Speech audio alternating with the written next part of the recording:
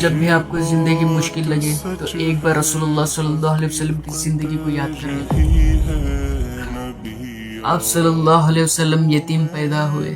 صرف 6 سال کی عمر میں ماں آمنہ کا سایہ اٹھ گیا اور 8 سال کی عمر میں دادا بھی بچھڑ گئے۔ آپ صلی اللہ علیہ وسلم نے اپنے ننھے بیٹوں کو اپنے ہاتھوں سے دفن کیا۔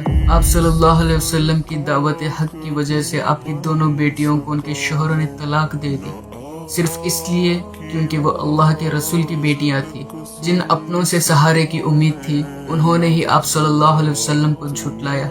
کسی نے جادوگر کہا تو کسی نے شاعر کہا اور کسی نے مجنون۔ جب آپ صلی اللہ علیہ وسلم سجدے میں جاتے تو اونٹ کی اوجڑی آپ صلی اللہ علیہ وسلم کی پیٹھ مبارک پر رکھ دی جاتی اور آپ صلی اللہ علیہ وسلم کے گھر کے باہر کچرا پھینکا جاتا اور چہرے مبارک پر تھوکا تک گیا اور آپ صلی اللہ علیہ وسلم کا گلا گھونٹنے کی بھی کوشش کی گئی، اتنا کہ آپ کی آنکھ مبارک باہر آنے لگی، مگر آپ صلی اللہ علیہ وسلم کی زبان سے بد دعا کا ایک لفظ بھی نہ نکلا۔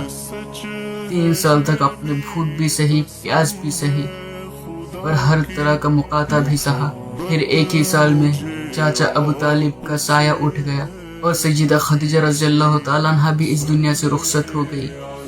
وہ سال عام الحزن کہلایا گیا۔ طیف میں آپ صلی اللہ علیہ وسلم پر پتھر برسائے گئے اور پاؤں مبارک سے خون بہنے لگا، مگر بدلے میں بد دعا نہیں، صرف ہدایت کی دعا دی۔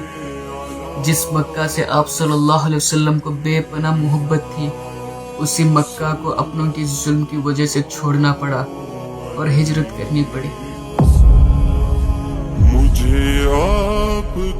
احد میں آپ صلی اللہ علیہ وسلم کے پیارے چچا سیدنا حمزہ رضی اللہ تعالیٰ عنہ شہید کر دیے گئے اور ان کے جسم مبارک کو آپ کے سامنے نقصان پہنچایا گیا۔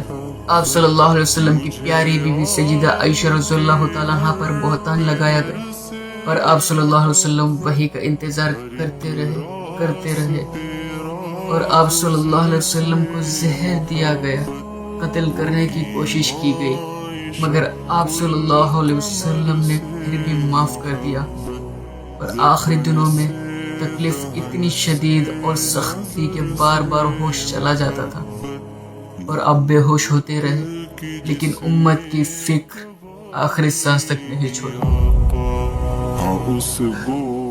اگر اللہ کے محبوب کی زندگی اتنی آزمائشوں سے گزری تو ہم اپنے چند آزمائشوں پر مایوس کیوں ہونے لگتے ہیں؟